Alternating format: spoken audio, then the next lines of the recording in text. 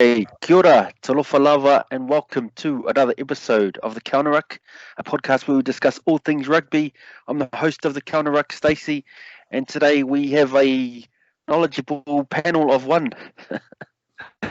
So I'll just introduce quickly our Rog, who's half Samoan, half French at the moment, with his jersey there.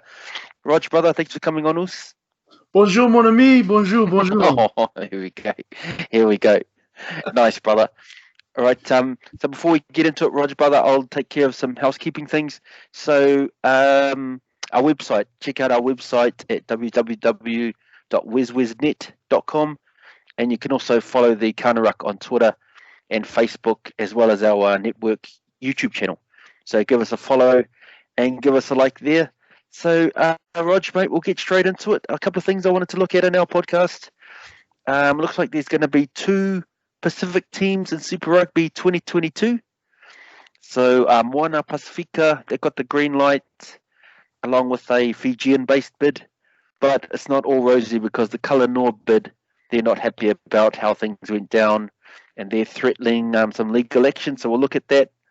Also, this upcoming week, we have the Autumn Nations Cup starting up, and we'll get our first look at Argentina as well this week in the Tri-Nations that they take on the ABs. But I wanted to start by reviewing Bledisloe 4 with the Wallabies beating the All Blacks 24-22 in Brisbane. Mate, Rog, so how did you find that game, and what are your initial thoughts on that? Well, apart from the abysmal weather that took place that night that was affecting the Sky network and the reception, it sort of left us on the edges of our seat as to what was happening. I remember seeing a very pixelated image of Rico Ioane come up on screen before it faded into cyberspace again and left us guessing as to what was happening. But it was an amazing start from Australia. I think, that was the best start that they could have ever hoped for, the way that they scored a try with a few minutes into the match. So great start from them, and obviously Rennie would have been very happy with his team scoring that try through, was it another debutant, I believe it was, Wright on the wing? Yep. That's right. He looked really good too. Yeah, right. So despite record loss the week before, Rennie wasn't shy in including a few new debutants, including a man there that scored that try in the first half. But then Lole Seal was on the bench. He came on at a later stage, and what a way to kickstart his career. Yep, one loss, but then went from one extreme and having a record loss to the All Blacks to having adding to the good sort of record that they have at Suncourt Stadium there. Lole Seal's got 1 from 2. So great start for Rennie leading into the Tri-Nations. Interesting that they've renamed it Tri-Nations now that South Africa are not involved, but I'm pretty sure it was the Rugby Championship not so long ago. Mm-hmm. A lot of that. But it was a great game. I was a bit once the reception came back, we were welcomed back to a red card for Ofatonga Fasi, getting sent off for a direct contact to the head. But it was balanced out, evened out when they had a lock that came in with a contact directly onto Whitelock's jaw, and head. So he was gone too. So it evened it up again. But then just had a bit of everything. I'm not sure whether the referee, the show of cards was a result of him having control or the lack thereof, because then we saw a yellow card come out for Korobeti as well not long after that. But in Korobeti, the way he came back into the match after he had his 10 minutes in the bin, he was instrumental in defense as well as attack, and he just had a bit of mongrel in him. And I think it was a bit of redemption for Korobeti in regards to his previous performances, which were a bit like a tap on and off. But Korobeti redeemed himself there, and I think Jordan Betaya showed what showed why he's included there at such a young age. I felt sorry for Akira Ioane though, because Yes. in his night he was doing really, really well. Had a great start to his Test career, but 20 minutes in, as soon as they went to the first scrum after Offa was red carded, and I don't think Offa meant any malice by it. I think the player that he ended up having direct contact with the head was slightly falling, but the referee had to adjudicate to the letter of the law, and direct contact to the head warranted a red card in his opinion. So Akira Ioane's night was ended once the first scrum went down and Hodgman came on unexpectedly that early in the match. But another guy that had a great game was Taniana Tupo. A lot of naysayers had him as unfit. It just comes out on spurts, and I think the way that Rennie used him in that last game was probably the best way that we've seen him use, and as an impact player off the bench, someone that can inject a lot of energy, and the runs that he had leading up to his own try sort of cemented that. And it was good to see Taniela have a good impact in the match, because I guess he's got a lot of people saying whether he is international caliber, but I guess he's a hard man to stop when he comes on, and a lot of players have already played a game and a half, and he's coming on with half an hour to go, and really hard to stop. And the leading up to his try, he busted an Ari Savir tackle, and that doesn't happen too often. And so for him to be able to do that just shows the power that he has, but also how difficult it is for him to be stopped at full pace. So but credit goes to Dave Rennie. At the same time, but again, he was very humble in victory, and obviously the massive task at hand, and still a massive trophy to be won in the sense of the Rugby Championship or Tri Nations. But looking forward to whether they can be consistent and do away with Argentina, and we haven't seen Argentina at all so this year. So it'll be interesting to see how they perform as well, given that COVID had affected the Jaguares in their final season. I think it was going to be, but yeah, that was ended prematurely as well. But yeah, it was a good game. Unfortunately for Barrett as well. Barrett was interesting. We're probably going to touch on it a bit later on, and I'll let you speak, Stace. I think I'm just rambling on, but there's a lot of points that we could probably address. But it was an exciting match. But I think with 5 to 10 minutes to go, it was going to be a tall order for the All Blacks to try and pull that one back. But it was an exciting game nonetheless. Yeah, I agree. I thought it was a good game. I'm not sure about all those cards, I suppose if you're referring to the letter of the law, I think they were right, but it really sort of ruined a lot of the game. I thought the ref was a bit overhanded on a lot of those cards. I agree with what you said about Akira, because I was really happy for him.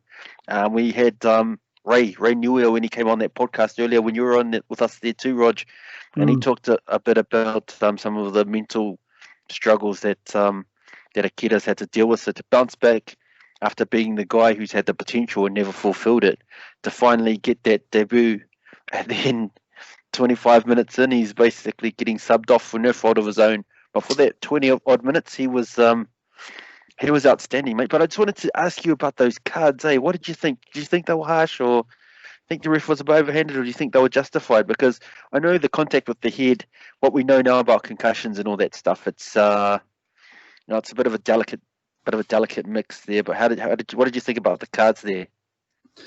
Yeah, warranted that there was connection with the head and direct impact. It wasn't. I think Offa's one was, I believe, less malicious, and I believe it didn't or warranted a penalty, probably more so. The player was falling, and I guess they're taking all of these things into consideration, but the player was falling prior to connecting with Offa's shoulder, and Offa had, I guess, judged it to the point where if the player hadn't been falling just before he reached him, then he would have been connecting beneath the shoulder or around the chest area anyway. But because there's that split-second change of height difference, then Offa's already committed at the height that he's committed at. And the same could be said with the Whitelock instance as well. Whitelock was admittedly was falling already. The opposition player, the Wallaby, I think he was number 5, I believe he was 5 and he was a debutant as well. Yeah, I think that would have to check the archive. I'm not sure if a debutant's ever been red carded in a test match. So that'll be some trivia there. But Swinton outside from, but I think the ref had sort of set that precedent. If you're going to get red card Tongafasi, then that was of a similar sort of standard. So I think it was sort of the writing was on the wall as soon as the referees replay the bunker was replaying it, and then the referee had to address it because play carried on a little bit after the initial action, and then they had to revisit it, and then he was pulled up on it and subsequently red carded. The interesting thing with that was that our man Barrett, who had been red carded, I think in the last game against Wallabies last year, he was red carded in that instance, and then for him to receive a yellow.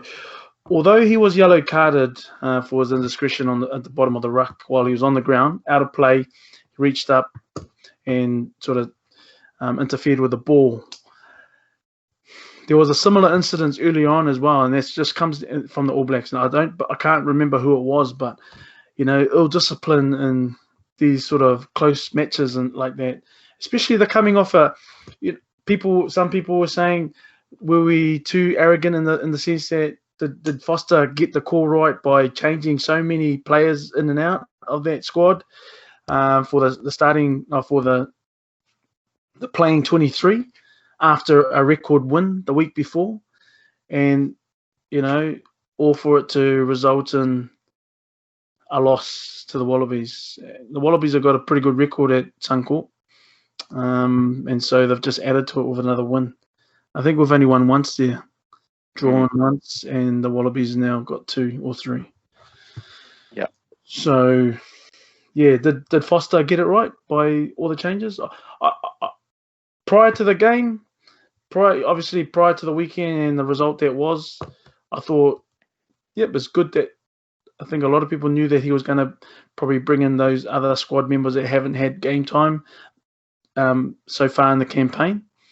The Bledisloe's locked away and secure for another year. However, was it too many changes, do you think? I reckon, who knows?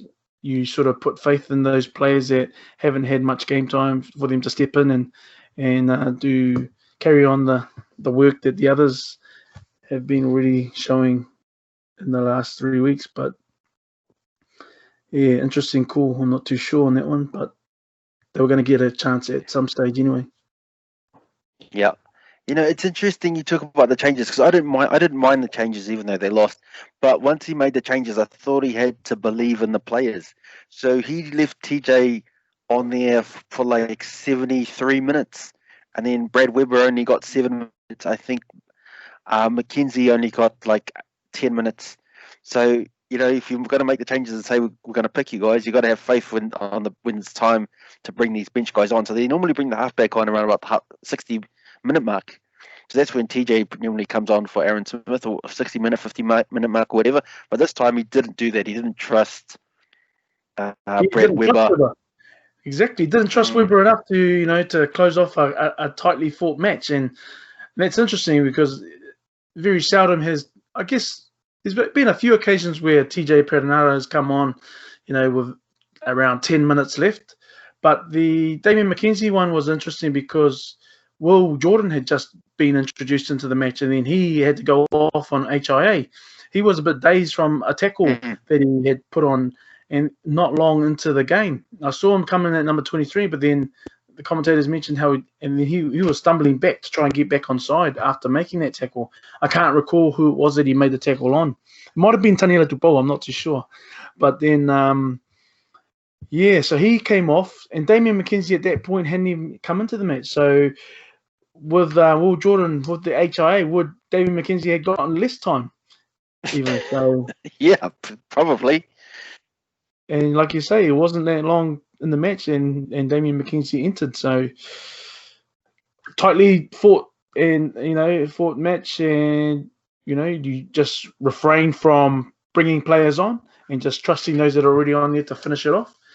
But obviously, the red card, I believe, forced his hand as well, and maybe restricted him as to making changes earlier on because Yeah. they were one man down.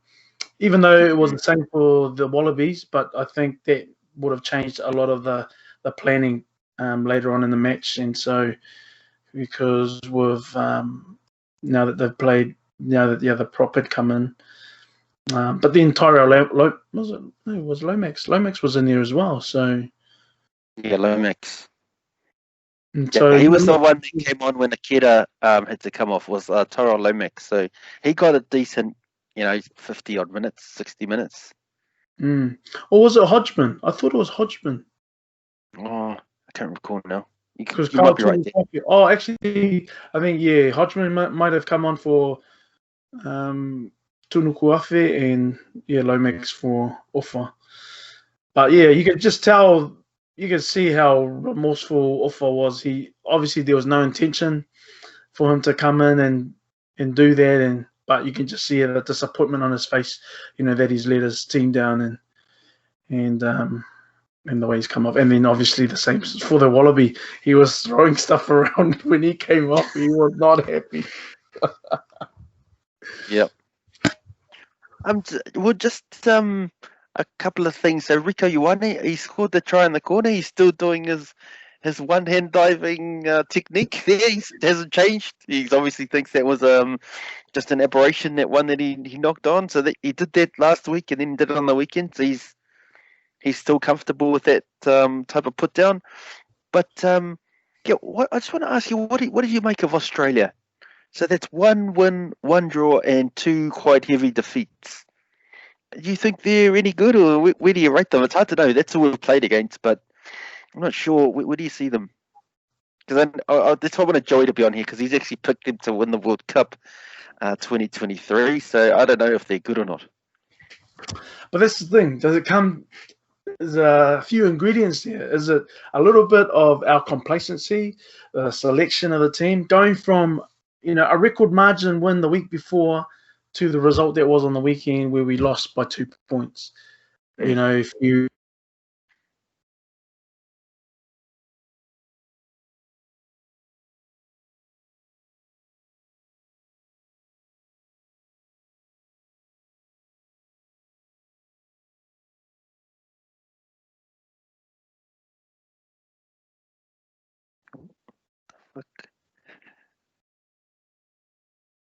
the victory that Australia gets over New Zealand, because was it our second string team, or we play them all the time, and so we've got a better win-loss ratio against them, but at the same time, still a win is a win for them and a loss is a loss for us. If Wales was to get a win, they haven't won against the All Blacks since 1953. One win for Wales over the All Blacks, that would do them for another 60, 70 odd years.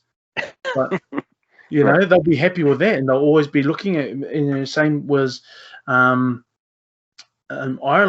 For them to go as long as they did without a win, and for them to celebrate the wins that they've got now. A win's still a win, and although Australia has probably a better win-loss record against the All Blacks than anyone else, they've probably won more games against the All Blacks than any other country.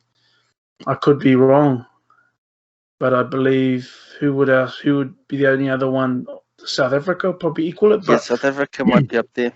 Percentage-wise, South Africa might, but then Australia has played. I don't think any other nation have played each other more than the All Blacks in Australia, or no other nation has played the All Blacks more than Australia has. I think a few weeks ago it was 155 matches between the two, 144, something like that. So, yeah, it's a hard one to gauge, but I really did feel for the debutant, especially Akira Ioane, and first test. They've obviously played one match prior. Him and Afua Moore as well had played a match against a Barbarian side, I believe, a few years ago. So for them on their test debut to come at the cost of a loss. Likewise for Will Jordan, who'd just come in. And I believe there was a lock as well that was a debutant for the All Blacks.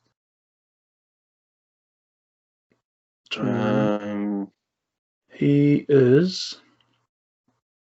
Lachlan Swinton, was the Wallaby that was red carded. Yeah, Lockie Swinton, yeah. That was his debut game, poor dude.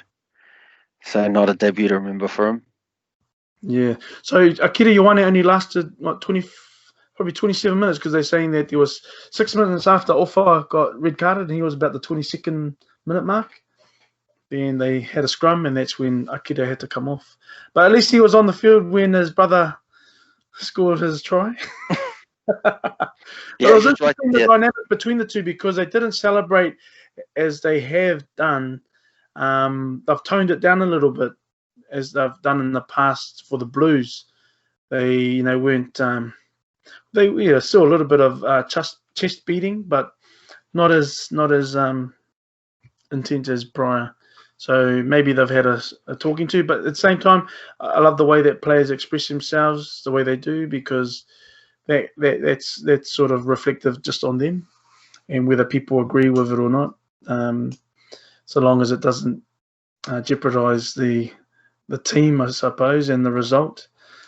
You just got to leave players to celebrate the way that they want to. And again, like the try scoring action that you mentioned about Rico, will it be something that will come back and bite him in the bum again? Like it did in the first test? Who knows?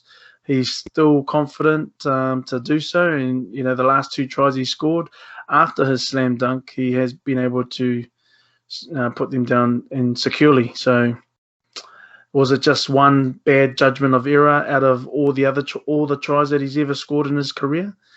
Because there's not many times that he hasn't scored it in the same try scoring action. So. Right.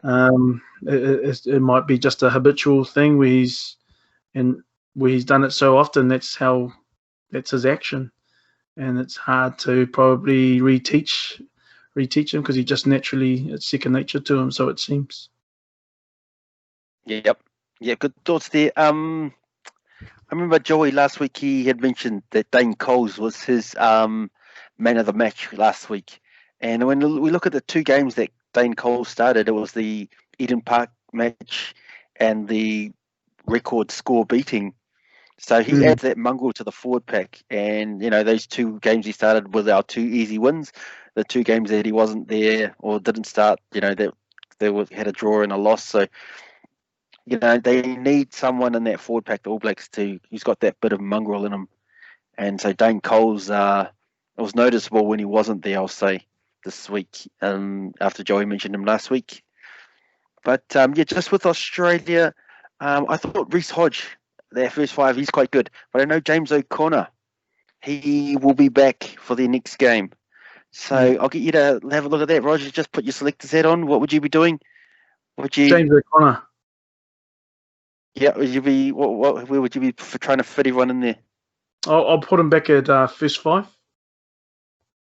Yep. Hunter Paisami had a good game at second five this week. He was everywhere. He was getting involved. He was putting in the hits. He was, but then at the same time, Antonina Brown had a blinder, I believe, just coming out of the line to try and shut down things, and he did so. Most of the time, he did superbly. But yeah, just not sure. Where would you fit a Reece Hodge? Would you start him at fullback? But then Banks had a pretty sound game at the back there, and he's got a winner as well. But at the same time, you probably could put Paisami on the bench, O'Connor in at second five, keep Reece Hodge at first five. But James O'Connor's proved that he can direct a team, he can guide a team, despite the draw and the loss. It wasn't the record loss that James O'Connor was involved in. Mm. But yeah, I'd be considering keeping Reece Hodge at 10 or bring him back off the bench as he was coming off the bench in the last few games, and then having James O'Connor to run the ship. What's the latest on Tamua? Is he still out? He's done. He's out for the rest of the Okay. So games. that's where it gets interesting. Do you keep a young Hunter Paisami in there at second five, who's just like a sort of a small juggernaut version of Sam Tutupou, who just hits everything that runs at him and tries to stop, and then just charges up the middle. But then, I guess a similar mold to Ngani Laumape as well, Paisami Hunter Paisami. But yeah, it'll be interesting coming this week against the Argentinians, whether Rennie will sort of experiment further or readjust his backline to O'Connor coming back at 10. Yep. Because it's interesting. I'm not sure what they'll do because I thought Paisami was good and he shored up that defensive part. But if I was to make a change, I have a similar way of thinking to you. They like to have their playmakers at 10 and 12. So I think that either Hodge will play 12 or O'Connor will play 12. And they'll share those jerseys. So it'll be interesting to see. At least Rennie's got some options there, which will be good which should be good for Australia. But we'll look at this week's game, Rog. So the All playing Argentina this week, and we haven't seen anything out of Argentina, so I have no idea what to expect. But we'll look at it from the All Black side first. So, do you see any changes for old Fozzie? Is anyone you weren't happy with that you would think should get dropped, or what changes would you be making for this Argentina game? Yeah, I'd keep Artie in there, but then at the same time, Artie's played. Oh, he's only missed one game for paternity leave. You probably keep Artie in there. I'd be really keen on giving Akira another shot. We know what Shannon Frizzell offers, and whether he comes back onto the bench. It was Cullen Grace. Cullen Grace was the debutant, but poor Cullen Grace only got 2 minutes. He came on for the last 2-3 minutes, and again the old argument of are we just handing out these jerseys? Should he have just been left off and wait until the following week? I know there's a lot of difference that can happen with the last 10 or so minutes, but 2 minutes to reintroduce him. Obviously, with the Scott Barrett yellow card has affected the plans for these players to come in, especially Cullen Grace, who would have come in a bit earlier, given that Barrett was still on the field. But it didn't work out that way. He still got handed a test debut coming in for 2 minutes. Can't even take that away. It's a great achievement for a young man. Obviously, that'll be his first All Black and testing at a loss though. But whether we give Cullen Grace another shot, who knows? I don't know whether Will Jordan will be still there. But he could sort of probably just keep the bulk of this team. I believe that played against the Wallabies this weekend to sort of give them a little bit of continuity, and then reintroduce some of the incumbents either from the bench or the following week. Yep. I 100% agree that Akira's got to get another game. It would have been interesting to see how he can go if he could have held that rage, because he was good for 25 minutes, but is he still going to be fit enough and still going in the 50th, 60th minute? That's some questions that they need to get answered to. And I'd probably keep Cullen Grace in there too, because what can you decipher out of 2 minutes of games? He hasn't. Yeah. You picked him in the squad. He hasn't played for. Is it Canterbury? I think he's from Canterbury in the NPC, and he's only got 2 minutes of All Black time, and out of the 7 odd weeks that he hasn't played. So, I mean, you got to. I agree with you. I think they should keep the majority of those guys. Maybe Anton Leonard-Brown might get a rest. I think he's played a lot of the games, so he might be due for rotation. Oh, the Maybe. Western rotation. Yeah, I shouldn't have said that. That's a dirty word. Yeah, maybe you might be carrying a niggle. They can blame it on that. But that's what they do these days. No one plays multiple games in a row. So that'll be interesting. But yeah, I'm with you. I think they might keep a lot of the same team. But I wanted to have a look at Argentina. I'm not sure if you've made anything of them, but I saw they released the 45-man squad, and they've been able to get some of their guns back from Europe. So a lot of the time they would only pull players from Argentina. So guys like Pablo Matera, Nicolas Sanchez, Santiago Cordero, Facundo Isa, all those top guys that we've heard of who haven't played for a couple of years, they're all back. Have you got anything on Argentina? Any thoughts on them? I don't even know if they've even played because of the COVID stuff. The Argentinian-based players, I don't know what's going on over there. But one positive is what I saw is that Matera, De La Fuente, all those names that you know, Nicolas Sanchez, are all back. So that's on paper at least. They might be. They sound like they might be okay. Yeah, it's a tough one, old Argentina. I mean, we haven't seen them through the. So they got 2 games, right? They got 2 games in this against Australia, then 2 against New Zealand. But it'll be interesting to see how is this championship working. How many games do they play each other in? So it's just the 6. So you play each other twice, basically. Oh, right, you're playing each other twice. I was going to say, is it just 2 games, or is it so they'll have 4 games? So that one on Saturday between Australia and New Zealand doubled up as a Bledisloe as well as a Tri-Nations, correct? Yep. Yeah. Yeah. So the 2 games that are in Australia are the first 2 games. So New Zealand and Australia have played their 2 games against each other so far. That's how it's worked out. So New Zealand at the top of the table, they've got 6 points, and I think Australia's, because of that win in Brisbane, they're on 4 points. So New Zealand's got that 1 win and 2 bonus points. So they're sitting first at the moment. Right. Mm-hmm.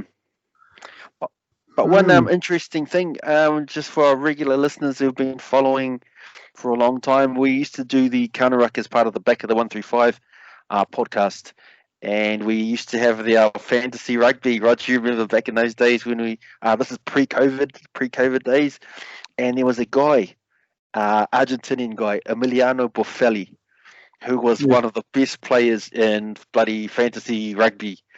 So I don't know if that's going to translate to anything, but our long-term listeners will know that. And he's probably one of the best players and a player to keep an eye on. I reckon he's going to be... He's bloody awesome. Wing fullback, I think he is. Was he one of your guys, Boffelli? I don't think I had him. Someone had him, and he was bloody ripping up every week. Yeah. I think once you had him, you didn't want to let him go. So unless bye week, but no, I remember him. Yeah, he was getting some good points every week, just because he had a bit of pace out wide and could finish. Yeah. Another guy that I remember from there is a young guy, Santiago Chocobares. Yes. He was a superstar of the under-20s last year. So this is going to be his first time picked in the senior team, but he was a midfielder and he played a couple of games for the Jaguares and he was very good. So another guy to keep an eye out for. So we'll see. We don't know if the team's going to be picked. We do this podcast pre-team picks, but there's 2 guys that I thought might stand out. But I think the All Blacks they don't normally have 2 bad games in a row. So I think Argentina might be in for a long night. They'll want to bounce back. Someone's going to get hurt. That's just what I think. Real good. I was watching the game on Saturday night. Young man who will remain nameless put $50 on the Wallabies to win. Oh, nice. Hey, I need to get him to come in to do our TAB tips because we're not doing that good this year. He was. I couldn't believe it. Went to a birthday and there were people celebrating. I mean, cheering for the Wallabies. You know, when it just kicked off, I was like, "Oh, are we? Where are we?" But anyway, Oh, each nice. to Well, their own. Each to their own. yeah. Congrats to him, I'll say. Yeah. Well, if we've got nothing for that, Rog, we'll look forward, right, to some just developments in the future of Super Rugby, which we talked about in the introduction. So, in some good news, it looks like 2 Pacific teams will be included in Super Rugby 2022, which is that's great to hear. The 2 teams are the Moana Pasifika bid, that Sir Brian Williams and Sir Michael Jones, they were a big part of that one. And there's going to be a Fijian bid, which they've got the Fijian Rugby Union on board, and they're hoping to base that team out of Suva. But just when things start to look like they're moving forward, the Kanaloa bid, which we talked about a bit on here, they were overlooked, and they've jumped in and they've threatened with some legal action because they're not happy with how things were done. So, Rog, mate, have you got any thoughts on that? Just the Kanaloa bid and the 2 teams that are going to be coming in 2022? Yeah, well, it was disappointing for them initially, the Moana Pasifika's team, when they were trying to campaign for an inclusion into 2021. But I guess the silver lining is that they'll be there the following year. So it gives them a bit more time to prepare the franchise, the team, and all the management and the people involved in that in the team. So exciting to hear that they've been included, and it'll be interesting to see how competitive they are. And I guess it just buys them a little bit more time to ensure that they are competitive and they can dot the I's and cross the T's leading into their maiden season. So I'm quite excited for that. I'm happy for Sir Brian Williams, Sir Michael Jones and co for all the hard work that they've put in. And obviously this is the result that we're hoping. Obviously a year earlier would have been even nicer, but like I say, I think it just gives them a bit more time, so nothing can be rushed, and and just to better prepare themselves and get the team together. It'd be interesting to see the players that they're going to attract, and where they're going to come from. And I'm pretty sure when a Pacifica side, because it's been touted for a long time, there's always been the odd occasion when a Pacifica side has been talked about. You've had the Pacific Islanders. The last time they were a thing was 2004, and we had the likes of Sione Lauaki and Sitivini Sivivatu, who were uncapped All Blacks at the time, right. Playing in that team, and where they went on to establish themselves as All Blacks as well. So again, under the new, it's not a Pacific Islands team, but it's an inclusion into the Super Rugby that, again, is something that they've been talking about for a long, long time, especially Sir Michael Jones in the early 2000s when he was in charge of Samoa, that teams like Samoa and Tonga and Fiji cannot be competitive unless they are playing in good competitions in Tier 1 nations, against Tier 1 nations, within a domestic competition, albeit the Super Rugby, where it includes 3 different countries. Well, it did with South Africa, Australia, New Zealand, and of late Japan and Argentina, because that will build them nicely in between the World Cup years, because it seems like there's a lot of lip service during World Cups and a lot of promises, but after the World Cup settles and it's finished, and then it's the same old story within those 3 years. You know, the Tier 1 nations continue on having competitions against Tier 1 nations, and the Tier 2s, Tier 3s are forgotten. And so Samoa can never really improve on their darling status that they were labelled in 1991, and even in 1999 when they beat Wales again. So in order for them to progress and improve on those kinds of results, and for the likes of Fiji to get to a semi-final again, they need to be involved in competitions such as Super Rugby. So it's great inclusion for them. Unfortunate for Kanaloa. I don't know where the Kanaloa argument comes into this when it's Super Rugby, because Moana Pasifika was separate to Kanaloa Hawaii, and I didn't really hear about Kanaloa Hawaii ever having a bid for Super Rugby, and whether that was just talks to New Zealand Rugby Union in relation in regarding being included. I don't know. It's the first that I sort of heard, because as far as I was aware, they were only trying to bid for inclusion in the American Major League competition. So I'm not too sure how the affiliation is with Moana Pasifika or even with the Fiji bid as well. So obviously they've been successful, and again gives them Fiji a little bit of time to prepare for the 2022. But then the interesting thing about Fiji is that also, if they're going to have a Super Rugby team in the Southern Hemisphere, yet if they continue on being included in the Six Nations or the Nations Cup, as it will be with Georgia, and the majority of their players, of Fijian eligible players, play in the Northern Hemisphere in the French competitions, as well as the English and the Scottish and Irish competitions. So it'll be interesting to see, how strong our team will we have in the Super Rugby in 2022, or is this inclusion in the Nations Cup going to be just for this year and next year? Is it just building into Super Rugby? Because we know what the following of Super Rugby is in Fiji.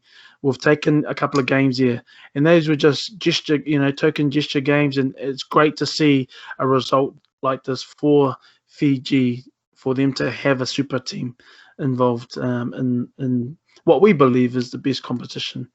With South Africa bowing out, there's a lot to be said about that as well.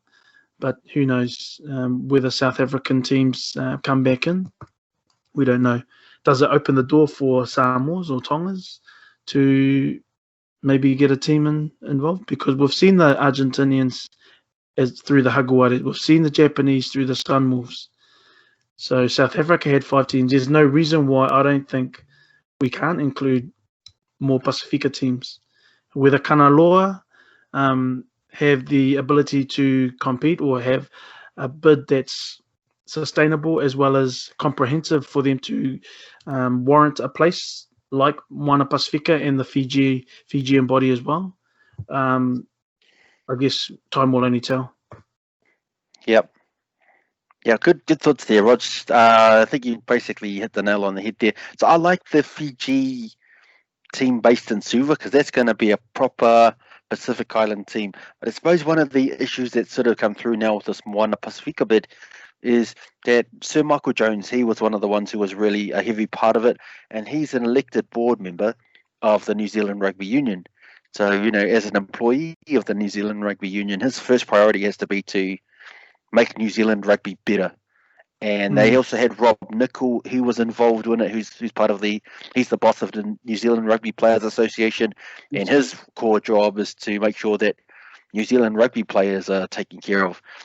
Sir Brian Williams was part of it. He was also, he's had a long affiliation with New Zealand Rugby, so there's sort of a feeling that the Moana Pasifika bid isn't really going to help Pacific Rugby. It's sort of like another New Zealand team in disguise. So you talked about that 2004 Pacific Islanders team. The 2 best players that they had was Sivivatu and Lawaki, and then we just took them straight away. The All Blacks just took them straight out of that team and picked them in their own team. So they also used that team in a way to, take the best players that they wanted. And I suppose that's sort of one of the things that's come out, is that this is really a 6th New Zealand team in disguise. And just from the Kanaloa side, so they've I want to take this to a legal to court and stuff, but they've claimed that New Zealand Rugby, they breached their own rules by appointing Moana Pasifika because as a primary partner when the group did not take part in the formal tender process. So they didn't even put a bid in, is what they're saying. Moana Pasifika. We didn't put a bid in. Moana Pasifika. They got awarded a team without even bidding. And that's where this is another New Zealand team in disguise sort of theories come from, this rhetoric. And Okay, that's sort of that's as the far as I'm basis of the concerned, like, they did put a bid in, and it yeah, was declined. They said that they didn't. Yeah, it wasn't well put together. So obviously we've done a little bit of a talk on the pod weeks ago about the Moana Pasifika bid and how it was a bit of a slap in the face when they got told that it wasn't up to standard. So for whatever reason that was said, that does reflect the fact that there was a bid that was put in, and it was either yay or nay, and it got the big decline at the time. So obviously it wasn't able to go ahead for 2021, but they've obviously found a slot for them in 2022. yep. Yeah, I am concerned about that part where they saying it's a 6 New Zealand team in disguise, because obviously that Fiji team's going to help support Fiji in rugby, and I thought the Moana Pasifika team would be more towards helping in Samoans and the Tongans, and if they can get some Niueans and some Cook Islanders in there too, that'll be great. But Samoa and Tonga, they're the other sort of part of that big 3 Pacific nations. So I thought that team was be set up to help them out more than anything. Well, But I guess maybe not. that defeats the purpose, because as a Moana Pasifika, if it's going to serve Pasifika, then it's almost like, well, it's not going to really, it's not going to serve the Fijian team, because obviously Fiji have that team is it Fiji Drua, I think it is, that they're going to have in as a super team. So that will mean Fiji don't need to be serviced out of this Moana Pasifika, or Right. will it still include some of the Fijian players that are left out of the Fiji Drua team? Or will it just be purely Tongas? But like you say, it's catch-22. It's going to serve like what happened with Sivivatu and Lawaki all those years ago. They were uncapped for any nation, yet because of their Pacific Island heritage, they were included in that just to test them against, it was a double-edged sword, to test them against not only the All Blacks in South Africa and Australia, but then to see if they were good enough and exciting enough for the All Blacks to pick them up. And we know how the story went. So Yeah. it will be something similar, where a lot of these players who are discarded from the normal franchises as we know it, the 5 that already exist, these will be players that have been discarded from those unions or those franchises, as well as other unions, who probably wouldn't get a second look in. And similar to how the under-21 Super Club competition has served this year as well in Auckland, is that these players who are not necessarily included in the typical or traditional representative teams in Auckland, and yet they then get sifted through into a makeshift competition, which they're trying to start up to encourage other Pasifika players to come in. And then the same sort of notion is here with the Moana Pasifika, I believe. Hopefully it's more for Pasifika, but at the same time, if the All Blacks or all the other franchises have a look and they see, oh yeah, this might be worth giving a contract for the year following, then that's what may happen. And it's, I guess, yeah, it will serve as, because it's going to be encroaching on the catchment that's already existing for all the other franchises that exist in New Zealand. Does it serve as a draft team? Because you could either, do they commit to 2-3 years, or it'd be interesting to see how contracts will be working out for these players that will be involved in Moana Pasifika. Yeah. If I was in charge, I would be looking to probably pick a lot of capped players, just for the reasons that you mentioned, because it's a whole season. If someone comes in and plays good for a whole season, then you can win an All Black spot. That's what happened with Cullen Grace and Tupou and Alex Hodgman. So if they were in Moana Pasifika and they had a good year, they would get picked up by the All Blacks. So it almost makes you think, shucks, should we be picking our own already captured guys and exposing them to higher quality play? But that's just me being a bit cynical, I guess.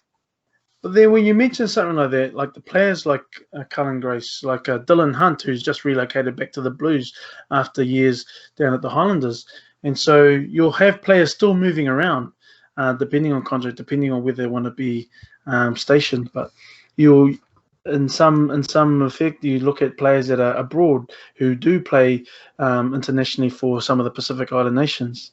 Will they be more lured in or attracted to the fact, I could play closer or in the country where I was born, but yet still be able to represent Samoa or Tonga, instead of being in the cold winter months of the Northern Hemisphere? That could be something to lure them back home. Whether the contractual agreements in terms of money, will they be able to weigh and will they be able to compete with the contracts that are offered in the Northern Hemisphere? We'll soon find out. But it could be purely on the fact that people want to be relocated back to New Zealand or closer to Australia, because that's where the players will be coming from initially. If they can't secure already guys that are internationals and are playing abroad, they'll be looking at Australia, they'll be looking at the islands, they'll be looking at New Zealand, the players that are fringe players that are just loitering around in the Mitre 10 Cup, players that are playing in the Sydney Shoot competition, and maybe the odd homegrown player that's playing in the Pacific Islands NPC teams as well. So we don't know what it's going to look like. It's going to be sort of uncharted territory and an exciting sort of venture for those involved in the Moana Pasifika bid in the Moana Pasifika franchise. So I'm looking forward to that team, and I think I'll add it to one of my collections as well for a jersey. Oh, yes, good point. It'll be interesting to see what the jerseys look like. But I like that as a sort of a recruitment strategy, because I know that the New Zealand teams, I don't know the exact number, if it's like 3 or 4, but they only allowed a certain amount of non-New Zealand eligible players, and I know that turns off a lot of the players that have already sort of declared their allegiance to some of the island nations where it can be hard for them to get through. No, that's for the current Super Rugby teams. I think for Moana Pasifika, they're going to get an exemption because they're supposed to be Polynesian based, but Polynesian rugby helpers. So I think that they'll get more leeway in terms of getting Tongans and Samoans and all the rest of it. So guys like Kieran Whanatia, who's happy to come back, he could be a good guy to target. Some of those, ex-New Zealanders. I know Scott Seal's another guy who said that he would love to give back to, Pacific Rugby. So he's played 80 odd tests for the Wallabies. So that could be, those types of guys would be good. And it's funny that you mentioned a guy like Scott Seal, because that's so true. You get a guy like that because Australia, they don't have the restrictions that New Zealand have, that you have to play in Australia in order to play for the Wallabies. So that's the exciting factor, that they could get a Wallaby stalwart like a Scott Seal. Could it mean that the other Alaalatoa brother can come over, and then maybe the one that's already, Michael Alaalatoa, is playing for the Crusaders, maybe he's going to get ousted because he's already played for Samoa now. Maybe the next prop that's coming up that they want to invest in is coming out and will probably oust a Michael Alaalatoa. But then we've seen in the past that the likes of Brian Lima, the To'ovaingas, who have been the best in their positions, are able to maintain a contract in any of those franchises. So who knows? Michael Alaalatoa, he's been able to hold his own and be a stalwart for the Crusaders. So not saying that he won't be there the next year or the year after, but it could be an exciting thing where he comes in as one of the more experienced Super Rugby players and to play for a Moana Pasifika outfit and still not jeopardize his inclusion for Samoa. Good thoughts. Yeah, well, I'm really excited about this bid now. I think it could be really good for Polynesian rugby, and I'm starting to come around to the idea of 2022 for the reasons that you mentioned earlier. Gives them a bit more time to get the recruitment process sorted, get the sponsors and the finances sorted, and everything that they need. So I'm coming around to the idea, but we'll keep following this as part of the podcast because I'm hoping things don't get messy if they're talking about court battles and that sort of stuff. But just for our listeners and stuff, we'll try to keep everyone posted. So good thoughts there, Roger, brother. But we'll stick with the Polynesian theme a little bit. Fiji, they're having a golden month, man. So they've got their bid sorted for Super Rugby, which means their club systems will be working. And this weekend, they're going to take part in the Autumn Nations Cup, it's called, alongside Georgia as the other new team, and the Northern Hemisphere teams that play in the Six Nations tournament. So that, like I said, that competition kicks off this weekend, and it's just great to see Fiji doing well, and Georgia as well. They're pretty good as well for a Tier 2 nation. Good to see them being exposed to a top tier tournament. But mate, how do you think Fiji will go if we're sticking with the Polynesian team a little bit? And what's your thoughts on the tournament coming up? Well, they've got some exciting players, and we know the individual matchups and man for man, Fijians could have it on their day. You got Simi Radradra, he's involved. You got He's Tuisova beautiful, mate. from Toulon. Yep. So you've got these world-class players, individuals that could possibly break a game wide open. And we know what Tuisova can do. We've seen what he can do for the sevens. We've seen what he can do in 15s on the wing. And he's not your typically built winger that we know of. If anything, he's a cross between Jonah Lomu in terms of his power, a David Smith in terms of his stature, and then he's got the out-and-out speeds of De La Salle. So, but then you got another Fijian. Who was the one that was amazing? Nandolo that used to play for the Crusaders. So you got all these players that are based up in the Northern Hemisphere who get a look in, and there's no need for the long travel because they're all based up there, and so they've got a really good making for some interesting surprises, especially against France. There will be a good litmus test for them to see how they go. I know France, they're building nicely and confidently with a couple of good results leading into this Autumn Nations Cup. But I don't think they should underestimate Fiji and what they could bring and what they could achieve in their maiden Autumn's Cup, Nations Cup. And I'm really looking forward to seeing it all unravel, and hopefully they get a real good shake of it. And but yeah, I'm just really interested to seeing how, because they've got so much talent, and we don't even know who's going to be taking the field this week. They haven't announced any team, but then they've got Vern Cotter, Glenn Jackson, I hear, is technical advisor. Vern Cotter is their head coach. So, and they would have, because like Vern Cotter turned down applying for the All Blacks, and yet he's taken on this gig for Fiji. So, nice. That's good because he's a quality coach, Cotter. That's right. I'm a fan of his. Right. Yeah, he's done well with Clermont in France. Yeah. For a long, long time, but I'm just not sure where he is, where he's based these days in terms of club coaching. But I guess the teams that they'll be really gunning for are the Scotlands, the Italys. They'll probably be looking at a Georgia as well, which will be a good matchup. But then Georgia's going to be no easy beat. But they did get thrashed in a warm-up game a couple of weeks ago against Scotland. So I'm a bit concerned of that result. But Scotland's not too bad. They're moving up in the world. It's Wales. Wales are the team that's on the way down. I think Wales is beatable. So I actually think Scotland will be in the top half of the tournament. It's Wales who are pretty hopeless. But yeah, good thoughts. I agree with what you say about Fiji. I'm really excited for them. And the players that you mentioned, like they're edge of your seat.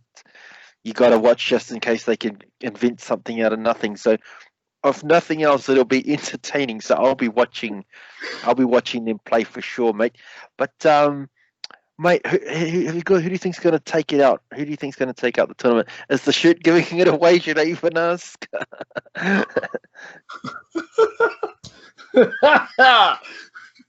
I'm hoping, because I'm hoping that France can take it out.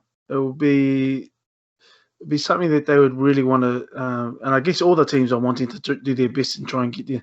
But at the moment, England are ranked 3rd, Ireland 5th, Wales are 8th, Georgia in 12th. And so it'd be interesting to see how they can do. I'm not sure where France are at the moment, but I'm banking on France to win against Fiji this weekend. But Fiji are going to put in an exciting attempt to try and topple France. So,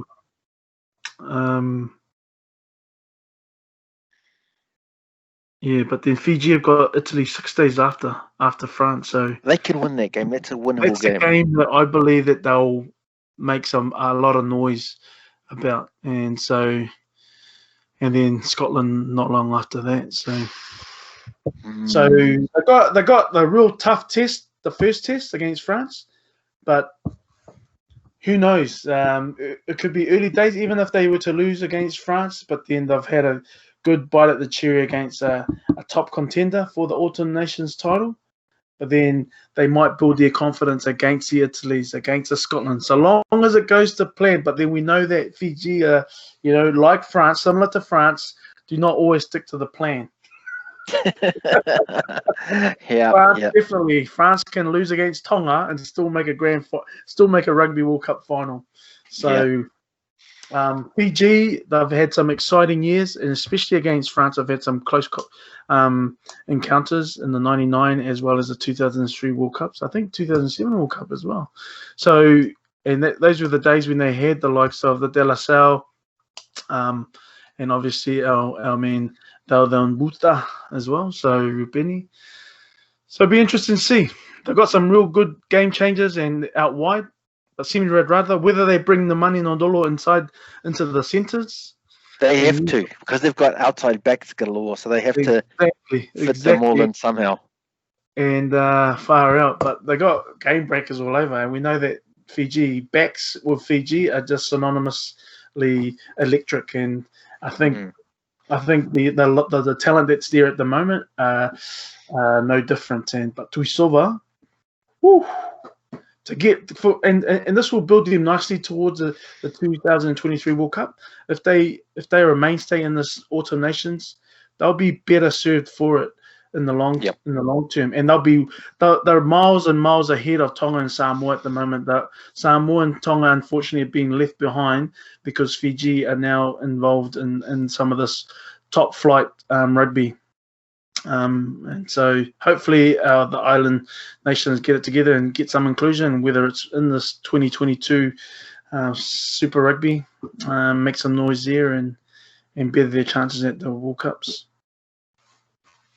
Yeah, good thoughts. It's going to be a good tournament. There's the Lions tour next year into South Africa, so I know a lot of those home nations will want to impress. Gatlin is the coach there, but I'm with you. I think France are the team to beat. I'm sort of jumping on their bandwagon as well. I think France will beat England in the final. So, mate, I would just have a quick wrap up of this. But have you got any players that you think might light it up? You've talked a bit about the Fijian guys, and I agree with a lot of that. So Radrajo was one of the guys that I thought definitely a player to watch. But anyone else sort of catching your eye in any of these other teams? Yeah, well, our halfback for France, he is looking the goods. His name escapes me at the moment. Antoine Dupont. Dupont, yeah. He's a really good player and a reader of the game, and he seems to pop up everywhere. Antoine Dupont, yeah. And so, in the way that they've described him, the conductor at the heart of France's rugby orchestra. Oh, mate, that's beautiful. Yeah, so, and he's already been touted as the Six Nations or the nation's best. So, interesting to see and how he comes out, because 35-27 against Ireland, and that was on the 1st of November. But I think he's going to have a big, long career ahead of him, but at only 23, but it feels like he's he's a bit of a veteran already, because he's got 26 caps under him, and he's playing, and that was back in 2017 when he debuted for France. But I think he's going to play a major part in orchestrating in taking the French team to win this title. Him, and there was one other player that I really liked to look. Oh, Intermac as well. So that combination, Intermac and Dupont, is going to be something that they're obviously going to be building towards the World Cup.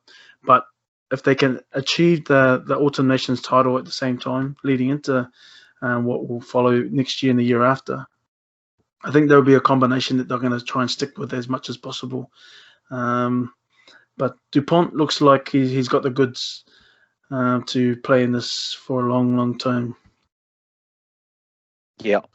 And that's such a critical partnership, that 9-10. So you think of like Greg and Larkham. I think they had a World Cup together. De Klerk and Pollard just won one recently. That's such a critical part of success in a lot of teams. So I know I know Carter and Smith as well. They've won one. So if you've got that good 9-10, that goes a long way towards being successful. So, yeah, I think I agree with you on Anton Dupont. He's the guy who I had written down as well. So he was the player of the tournament, in my opinion. I don't think they've named the official player of the tournament, but he was the player of the tournament in the Six Nations. I thought, and if he has another good tournament in this Autumn Nations, he'll win the World Player of the Year, I reckon. I think he's the best halfback in the world. I think he's better than Aaron Smith. I know people looked at me sideways when I brought him up 2-3 weeks ago. That's right. We're so used to Aaron Smith, right? And seeing but then seeing Dupont play, he almost took the game of halfback to another level, to another stratosphere even. And this is the way that Jerome Kynal describes him. Quote, "It is crazy to see the way he plays and then hear how old he is," said Kynal. "He is a different type of halfback, more like a loose forward / centre. He is pretty strong for his size and loves to back himself." And so, coming from a Rugby World Cup champion such as Kynal, he's seen a few halfbacks in his time and a few players that he's played with, but he's placing this guy right up there as well, who he plays alongside in Toulouse. So, Yep, good. Yeah, Antoine Dupont. Yeah, for our listeners, definitely watch Simi Radraja as well. I had who you also talked up, and I got a special mention for my main man, Alan Wynne Jones. He's going to cuff up as well. He's going to prove all of the haters wrong, man. He's going to have a good bloody tournament. Alan Wynne Jones, our Welsh lock, and one of the greats. But yeah, I agree with a lot of what you said there. We're on quite similar pages here with Dupont. France playing quite well, and yeah, I think Fiji will hopefully, fingers crossed, have a good one. But if we haven't got anything else, we'll move on for our TAB account. We've been struggling a little bit on this one, if we're being honest, but it's all right because we haven't actually spent any of our own money yet, which is good. We got some free money out of the TAB when we opened our account, so that's good. But have you got a tip for us for our account this week? Well, I'm looking. I have a good feeling about Counties Monaco. Oh, okay. In a shocking turn, our listeners are all shocked that you've come up with that one. I haven't got I'm just pulling up the things now. They're going to be playing against Southland this week on Friday. That'll be a good game, County Southland. And I'm thinking Counties Monaco to take the win here, 12+. Oh, yep. Nice. All right, for my tip, with the Autumn Nations starting up, I heard Eddie Jones. He's been in the media this week. England's playing Georgia in their opening game, and he spoke about how strong the Georgian forwards are and their physicality and their wrestling techniques. And he's come up with this really interesting strategy. So they asked him, how is he going to stop these Georgian forwards and how strong they are? And he talked about Barcelona, the soccer team, the Barcelona Football Club. About 6 or 7 years ago, they came up with a strategy where they didn't pick a striker. What they did is they picked all these midfielders and they played with this thing. They called it a false nine. So they didn't have a striker. They packed the midfield and they came up with a strategy where they just played positionless soccer. No one had any real proper positions. And they called it the false nine strategy. And Eddie Jones, he said that he's thinking of employing something similar against Georgia. He's going to play a false midfielder, he reckons, or he's going to drop a back out and he's going to play 9 forwards and 6 backs. So he's thinking he'll take a midfielder out and he's going to pick a 4th loose forward in the midfield. And that guy's job is going to be to hang around in the midfield, take those runs in the midfield and own boss the breakdown. And that's how he's going to beat Georgia's forward power, by picking extra forwards. And he's going to go for this sort of like a positionless Barcelona style of positionless football. And I thought that plan was so brilliant that it might actually bloody work. When he was talking about it, I was mesmerized. I was like, that is a brilliant idea. 4 loose forwards. He's going to pick 4 loose forwards and he's going to drop a back. And, if you think of like Golden State Warriors, they also had this sort of almost positionless basketball when they were really successful. So I thought that this could be the next iteration in coaching where you have almost positionless rugby. And he's going to pick 4 loose forwards and drop a back, which I thought was amazing. And I think that's going to work against Georgia. And so I'm picking England 13 plus just based on that. Interesting strategy. But then we'll avoid. What do you think of any of that, Rog?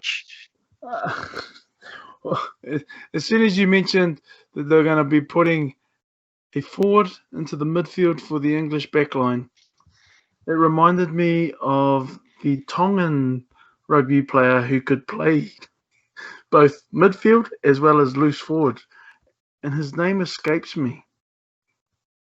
Mm-hmm. See, because rugby is quite specialised, but I thought because Barcelona sort of 6, 7, 8 years ago, they were the best football team in the world, and playing this positionless football. And Golden State, how they went for a similar style of basketball, where they didn't have like set traditional positions, and it worked really well for them. And I think this positionless rugby could be something. Obviously, you need to have the set piece. I think the tight 5 will always be there.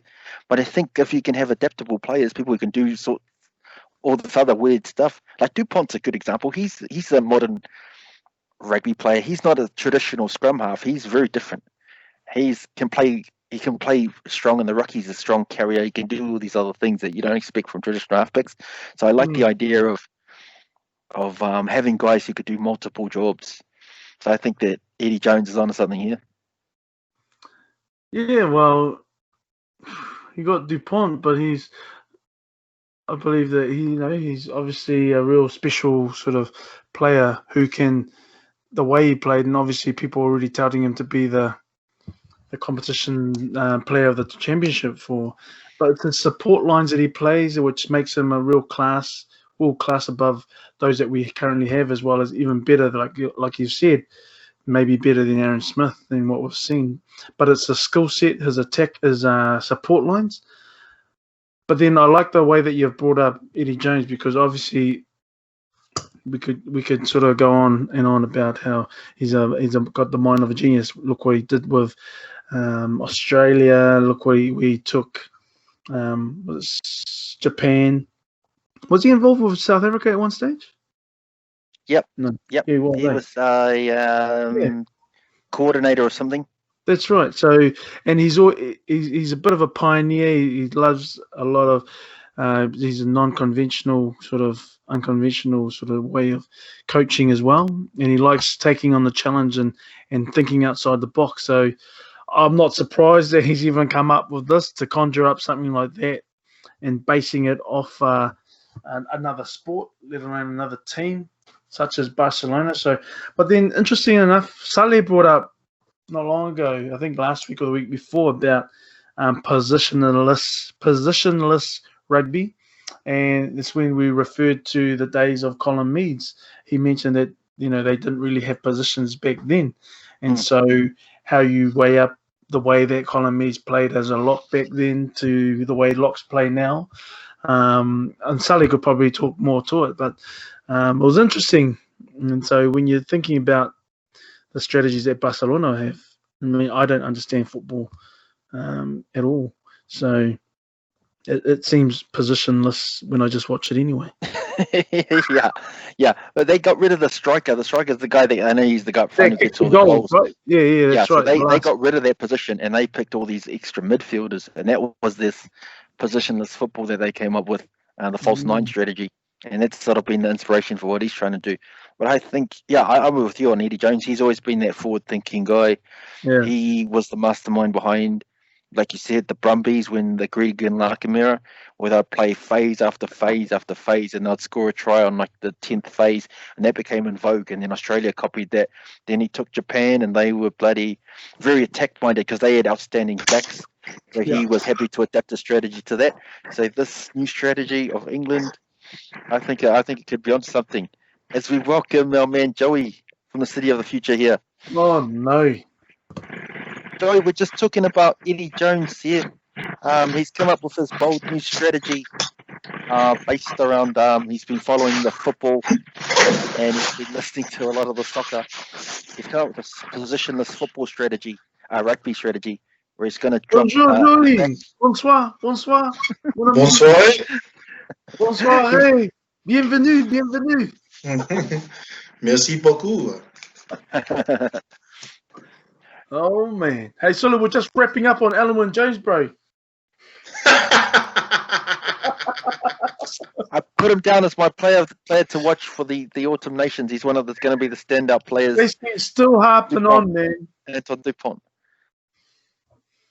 No, but Joey, we're just talking before about Eddie Jones. He's come up with this new strategy where they're playing Georgia. England's playing Georgia this week. He wants to combat Georgia's tough forwards, and he's going to drop it back. So he's going to pick 9 forwards and 6 backs, and he's thinking of dropping a midfielder and picking a 4th loose forward as part of this strategy. And he's going to put that sort of 4th loose forward to play through the middle, take those hard hit-ups and sort of win that ruck area in the middle and negate the forward power of Georgia. So we were just talking about that, how that's really interesting as a strategy. He's going to come up with this sort of positionless rugby. So what do you any ideas on that? Mate, I couldn't help but smile listening to that because Eddie Jones is on the money for my 5 cents. I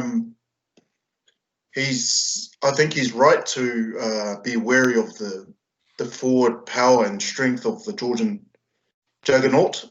They've been a sleeping giant in my eyes for a long time in terms of rugby development. In fact, I can give you the amount of years, 18 years I've thought of Georgia as being underrated and underdeveloped. But as a nation, because their number one sport is actually Greco wrestling, which is very well suited to our forward play, I think they'll go far. It's just a matter of getting the right coaching for mixing up, obviously, the back play versus the forward play. So Eddie Jones, I think, bit of a accurate tactic, I think very well calculated. But at the same time, you don't want to be sending a message to the likes of Georgia that, every time we play you, we're going to focus on your forwards. But what about the backs? See, what are you telling the backs? You're telling the backs that we don't think much of you. So, go ahead and do whatever you want. What do you need to do to get through the game? So Georgia, if Georgia wanted to counter-strategize, then I think they would have a couple of things up their sleeves for the backs to get some moves under the belt. Yep. It's good thoughts there on Georgia because you're right. There's that old adage that the game's always won and lost up front. Well, they've got the forward power to really build on. So I think that's why. I think they got pummeled in those early years, and now they're coming up where they can really push those top teams now. So I'm glad they got invited into this tournament for sure. But I will follow that development closely. You jumped on a bit late there, Joey, but we're going to get you a tip out of you for our TAB account. Anyway, we need to win some money on the multi. So just Roger's gone for counties in a shocking turn of events. He's picked counties to win for a change. I'm backing Eddie Jones's formula, and I'm picking England to waste Georgia 13 plus.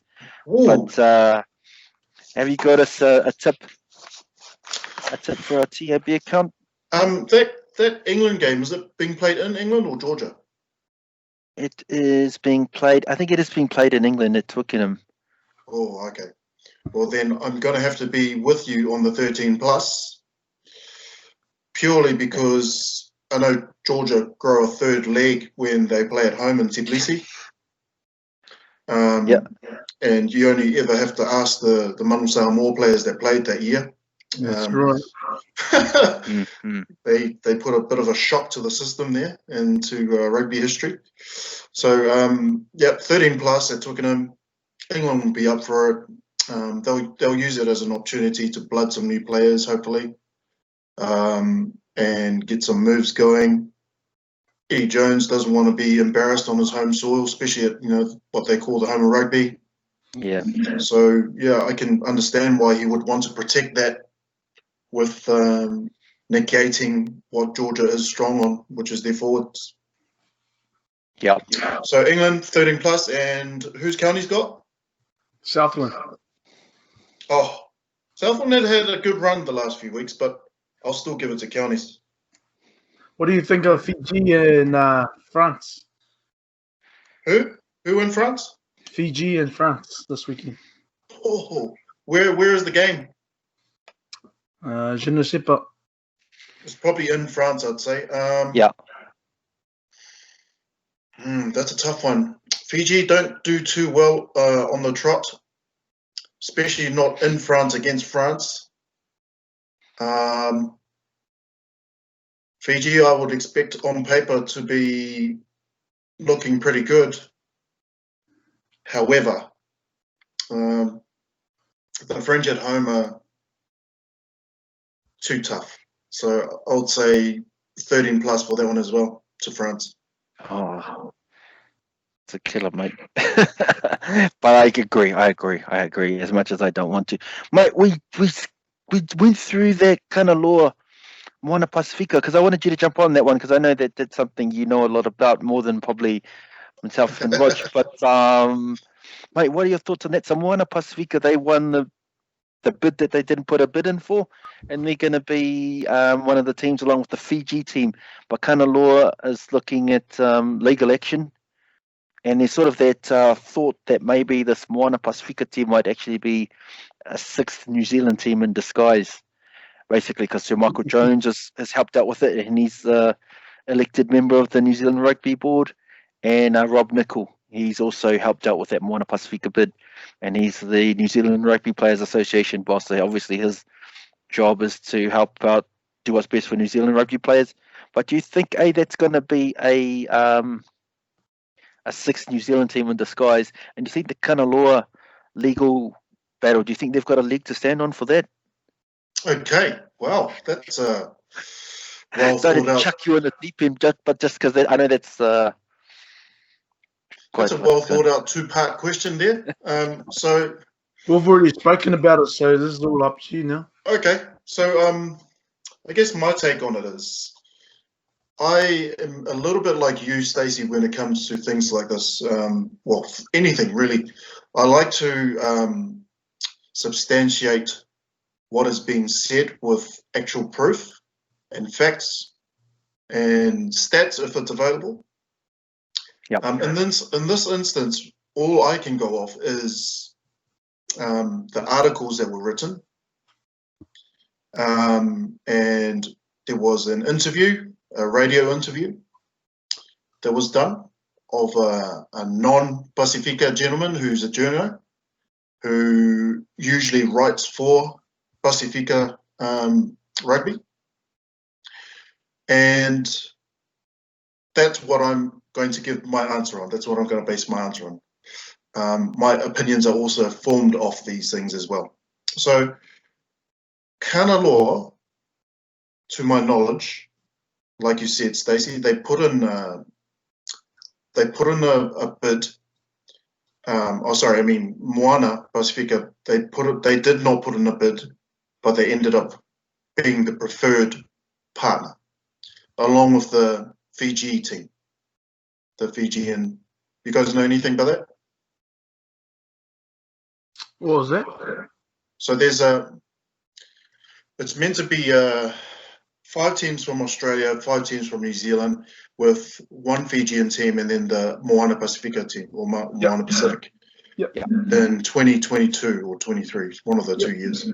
22 and 2. Yeah, and the reason for the pushback, to my knowledge, is they didn't have the sufficient funding or backing, and Kanaloa, on the other hand, had ticked all the boxes in terms of their application, and they actually did apply through the right channels. From what I've seen and read and heard,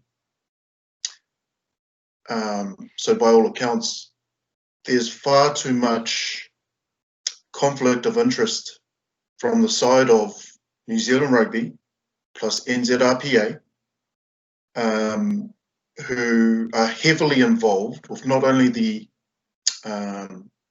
Moana Pacific team, but the decision by NZ Rugby to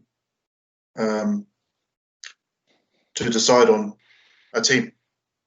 So that's where I believe, yes, Kanaloa do have legs to stand on, because looking from the outside in, you don't even have to be a rugby head to see that there's a lot of red flags there.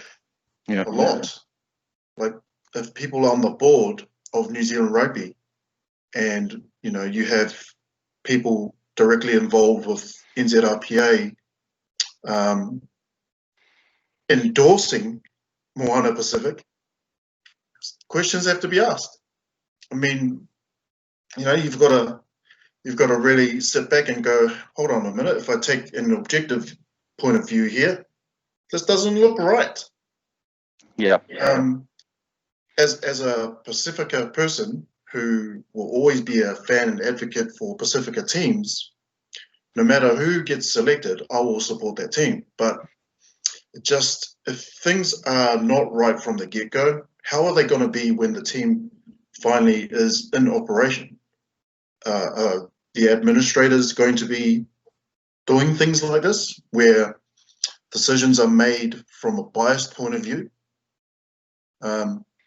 They could argue till the cows come home that they're unbiased, but I think you just need to look at it from the point of view of, okay, who's involved?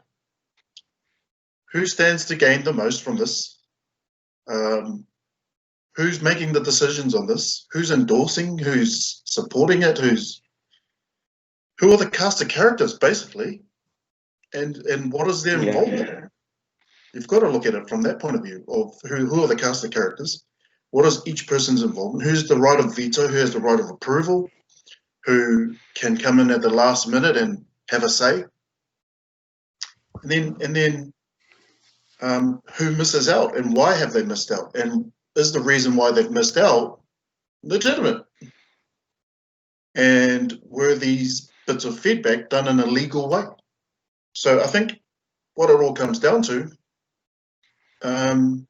if it does end up becoming a legal battle, I think by all the facts that are given and provided, Kanaloa absolutely do have a leg to stand on.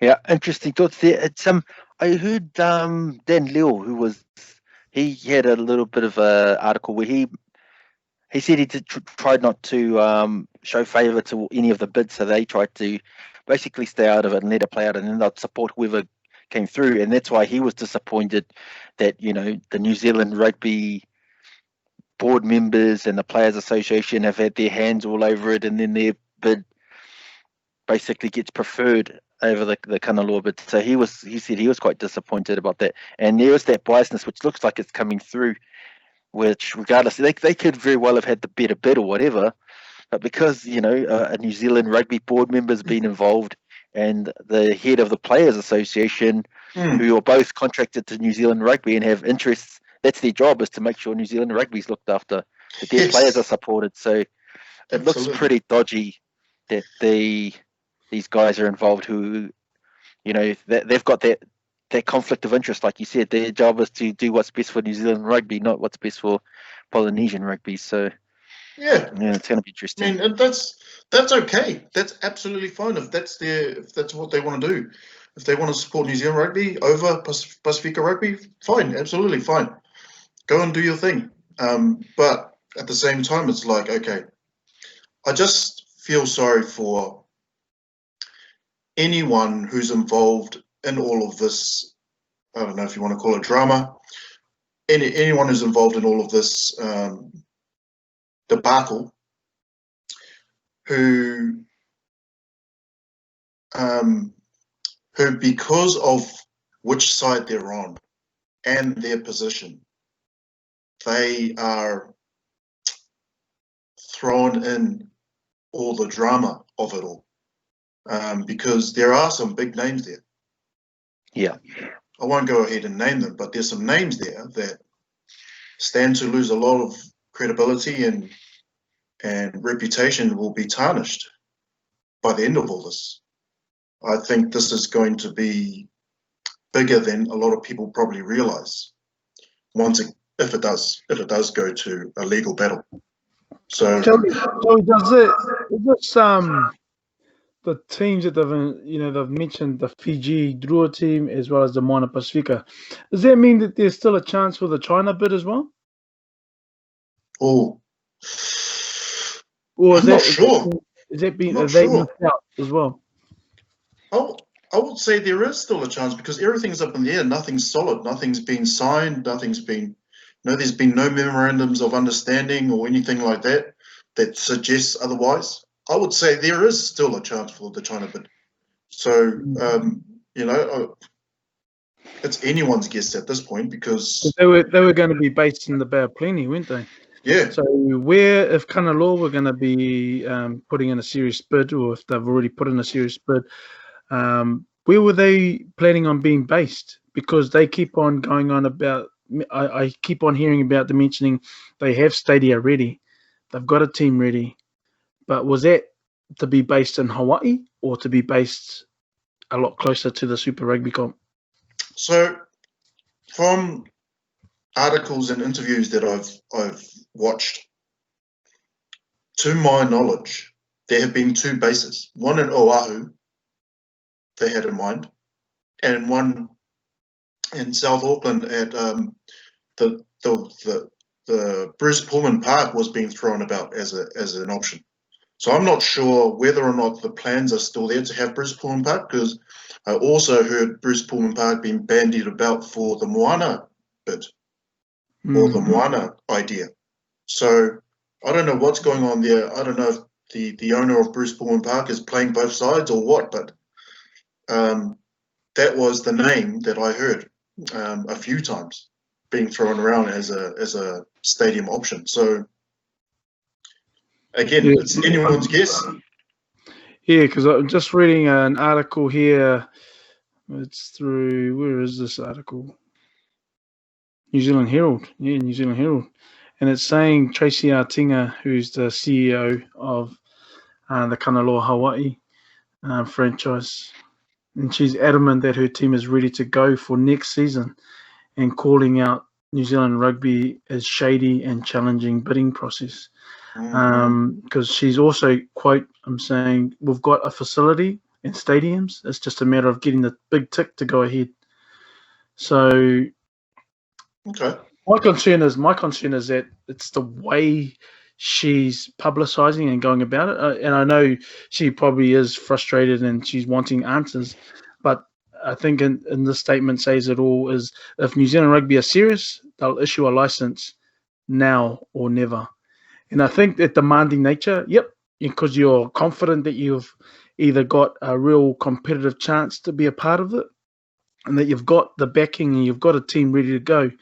But I don't see, I haven't seen not even the Fiji bid, not even the China bid or Moana Pasifika being so public with their, not only their frustration or their disappointment, but their bid as well. So I'm not too sure whether this approach that Tinga is taking, is it something that she's becoming offside with the New Zealand Rugby Union, or is this a warranted approach? I think taking it from the point of view of an organisation that has put through an application that ticks all the boxes in their eyes, I can understand her frustration.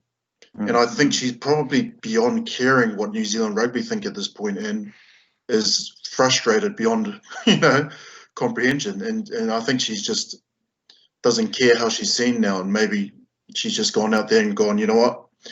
The time for being nice is over. We've got to be abrasive about even though we come across as too aggressive. And if we lose the bid because of it, I think she's beyond caring at this point, maybe. So if you look at the lip service that they've paid, 25 years they've been saying they're going to help out Polynesian rugby. So she goes there and says, hey, look, you guys are going to help out. What do I need to do? They give her a list of all these boxes she's got to tick and all these hoops she's got to jump through. She goes away, she comes back, here you go, here's my list, I've completed all the things, and then she's getting the run around again. So I'm with you, Joey. If that was me, I would be, hey, come on, man. And that's a good way to put pressure on, sort of like, you guys have been paying us the lip service, I've done what you've needed, time to flip and, start fronting up now. So yeah. On that stage, because the New Zealand Rugby chair, Brent Impey, he's defending the Super Rugby plans by saying that they'll continue to engage with the separate bids with Moana Pasifika and Kanaloa for those, because they're looking at, I think, three additional teams. So that's where I believe the China bid is still open. If they're trying to put in concrete now the Moana Pasifika bid as well as the Fiji bid, then that means it only leaves room for one more. So that's Kanaloa or the Chinese bid. There was talk about the Western Force coming back into effect. I'm not too sure if that's already part of the contingent of Australia, or is that plus another Western Force team included in that. But the just basically Brent Impey's quoted as saying the board wasn't satisfied that any of the applicants at this point are able to get a team or provide the necessary financial assurances. The last thing we want is for a team to come in and get smashed. Yes, there are teams that wanted licenses for 2021, but we considered both on the field and off the field. None were ready. So I think that's the comment that's been said by the New Zealand chair. Yeah, I remember reading that.